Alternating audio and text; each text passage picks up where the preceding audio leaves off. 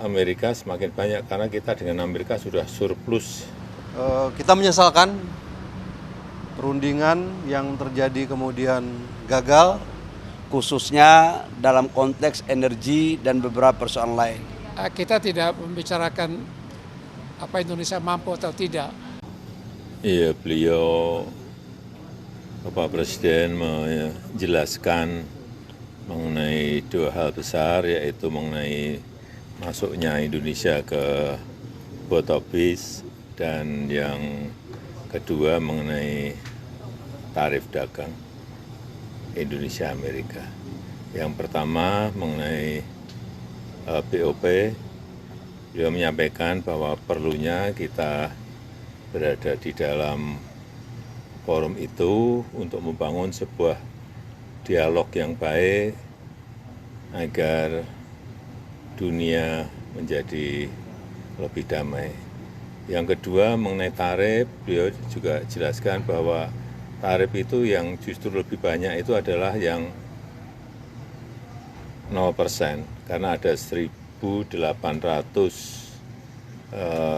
item komoditi barang yang diberikan bebas tarif 0%. Ini yang tidak tidak banyak diketahui oleh masyarakat. Kemudian pentingnya tarif bagi kita ya agar ekspor kita ke Amerika semakin banyak karena kita dengan Amerika sudah surplus. Seingat saya kurang lebih 18 billion US dollar. Saya kira ini sebuah angka yang sangat besar, yang itu bisa kita tingkatkan lagi surplusnya. Tanggapan dari undangan waktu itu seperti apa, Pak? Ya, semua menyampaikan pendapat, memberikan saran, ada Pak SBY, ada Pak JK, Pak Budiono, Pak Maruf Amin, ketua-ketua partai, juga mantan-mantan menteri luar negeri, semuanya memberikan masukan yang menurut saya sangat baik. Forum-forum seperti itu dilakukan secara rutin. terima kasih teman-teman sekalian. Tadi seperti yang sudah juga disampaikan, Bapak Presiden menyampaikan beberapa hal terkait perkembangan situasi baik global maupun domestik selama beberapa waktu belakangan ini, termasuk juga situasi terakhir yang kita ketahui bersama sedang berkembang di Timur Tengah. Dan khusus untuk masalah Timur Tengah ini saya juga ingin menyampaikan kepada rekan-rekan sekalian bahwa di tengah eskalasi yang semakin meningkat, tadi siang juga saya sudah memerintahkan kepada dubes kita di Tehran untuk mengambil langkah-langkah evakuasi yang segera jika memang ada masyarakat Indonesia menginginkan untuk dievakuasi, karena perlu diketahui dari semua WNI yang ada di wilayah-wilayah terdampak tidak semuanya kemudian menyampaikan keinginan untuk dievakuasi, tapi tadi disampaikan ada beberapa yang bersedia untuk dievakuasi dari wilayah Iran, dan saya perintahkan untuk melaksanakan evakuasi bertahap tersebut. Saya kira situasi ke depan masih akan terus berkembang. Kita akan melihat apa yang akan terjadi. Tapi tadi juga disampaikan oleh Bapak Presiden bahwa apapun yang akan terjadi, kita harus siap untuk menghadapi segala kemungkinan. Saya kira itu saja yang ingin saya sampaikan pada kesempatan malam ini. Terima kasih. Kenapa? Itu juga disampaikan dan tadi ditanya. Ya, saya juga sudah berkomunikasi dengan Menteri Luar Negeri Iran kemarin. Beliau menelpon saya, kemudian menjelaskan posisi Iran tentu saja kami menyampaikan juga sikap Indonesia bahwa kita menyesalkan perundingan yang terjadi kemudian gagal, yang berakibat pada terjadinya eskalasi. Kemudian kita juga menekankan lagi prinsip-prinsip penghormatan kita terhadap integritas wilayah, terhadap kedaulatan wilayah suatu negara. Kemudian kita juga menekankan kembali pentingnya untuk kembali ke meja perundingan, dan juga yang pasti kami menyampaikan lagi keinginan dari Bapak Presiden untuk menjadi mediator dalam upaya mendinginkan dan menurunkan eskalasi di wilayah tersebut. Dan ini merupakan pandangan-pandangan yang juga beliau terima. Saya juga menyampaikan concern dari rekan-rekan kita yang ada di negara-negara Teluk terhadap serangan yang mereka dapatkan di wilayah-wilayah mereka. Saya kira itu saja intinya.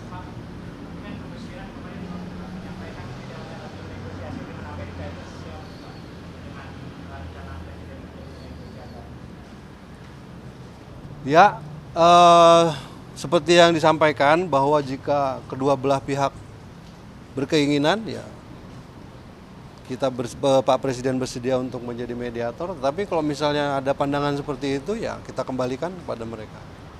Yang pasti Indonesia ingin ada dalam posisi bahwa bagaimana kita bisa menjadi jembatan dari perbedaan, menawarkan kesiapan kita, menawarkan diri kita. Itu aja ya. Thank you. Selamat malam, Assalamualaikum warahmatullahi wabarakatuh. Saya bersama Pak AHY, Ketum Demokrat, kemudian Pak Zul, Ketum PAN, dan Presiden PKS, Bapak Muzamil. Mohon maaf, ini nama harus benar semua. Kami baru selesai melakukan pertemuan dengan Bapak Presiden. Bapak Presiden menjelaskan berbagai hal terkait dengan perkembangan geopolitik dan kesiapan Indonesia dalam menghadapi semua dinamika global, khususnya dalam konteks energi dan beberapa persoalan lain. Prinsipnya adalah kami dari partai politik sangat memahami posisi yang dilakukan oleh Bapak Presiden dan juga adalah kesiapan langkah-langkah untuk mengantisipasi ini.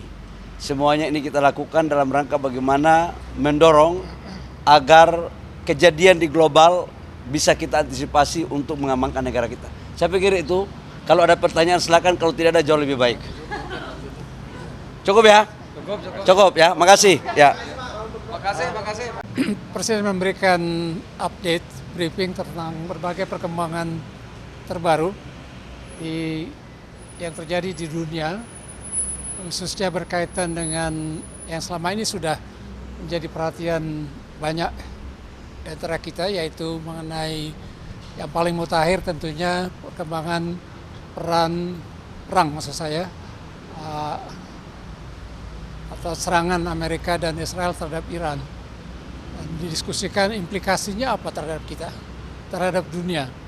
Ketika tatanan dunia sudah tidak lagi efektif dan tidak ada lagi peluang kepada negara yang menjadi korban serangan militer untuk mengadu kepada siapa, karena PBB sudah tidak berperan dan aturan atau rule based order hanya on paper, dan memang tidak ada kekuatan pemaksa, apalagi kalau itu berkaitan dengan negara-negara besar.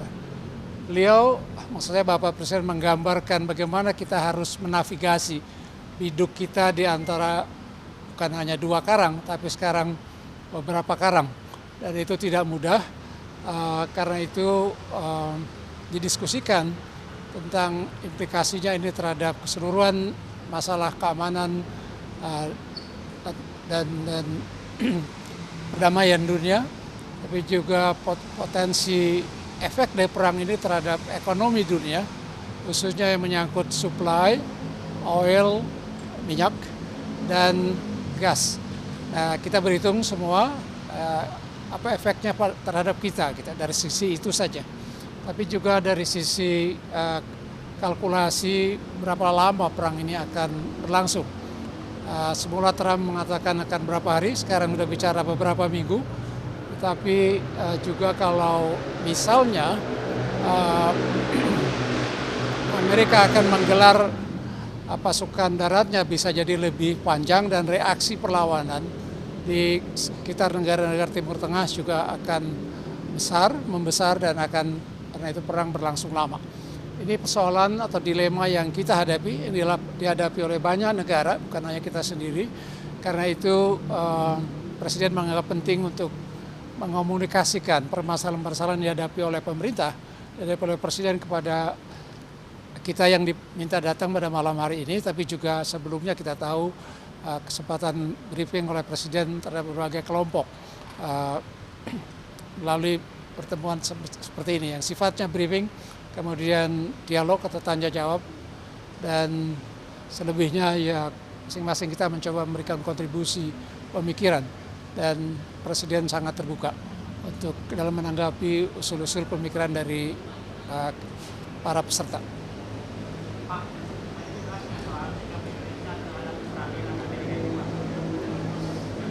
Sikap kita, sesungguhnya kalau kita lihat perang ini kan merupakan tindakan sepihak, bukan perang. Ada perang yang dimandatkan oleh PBB. Di Teluk ini sudah ada 3 kali terjadi perang dalam waktu 30 tahun terakhir. Pertama perang pada masa Presiden Bush senior yang melawan Irak Saddam Hussein ketika Irak menyerbu Kuwait. Yang kedua perang 2003 ketika Bush junior melakukan agresi terhadap Irak dengan tuduhan Irak memiliki senjata pemusnah massal. Ini yang ketiga. Jadi tragis memang kawasan ini menjadi lahan perang dan perang-perang besar yang membawa dampak besar bagi dunia karena sumber minyak dan gas banyak berasal dari wilayah ini. Itu yang juga kita harus berhitung. Dampak terhadap kita apa? Indonesia ingin menjadi mediator. Syarat menjadi mediator itu kan harus bisa dipercaya dua pihak ya Pak ya. Menurut Bapak tadi diberi masukan nggak di briefing? Apakah Indonesia mampu menjadi mediator? Kita tidak membicarakan apa Indonesia mampu atau tidak. Itu kan pemikiran awal. Dengan kata lain untuk menjadi mediator kan harus juga ada penerimaan dari dua pihak yang bertikai. Dan kita belum lihat tanda-tanda itu. Di mana? Kita bahas, tapi juga dalam konteks perkembangan mutakhir. Apakah dengan perang yang berkecamuk di Iran ini akan melemahkan kemungkinan melemahkan posisi dan mandat BOP? Kita akan berhitung lagi dari sisi itu. Terima kasih banyak. Mengawali pagi Anda dengan informasi terbaru. Satu langkah lebih dekat, satu langkah lebih mencerahkan. Saksikan Kompas Pagi di Kompas TV Channel 11 pada televisi Anda.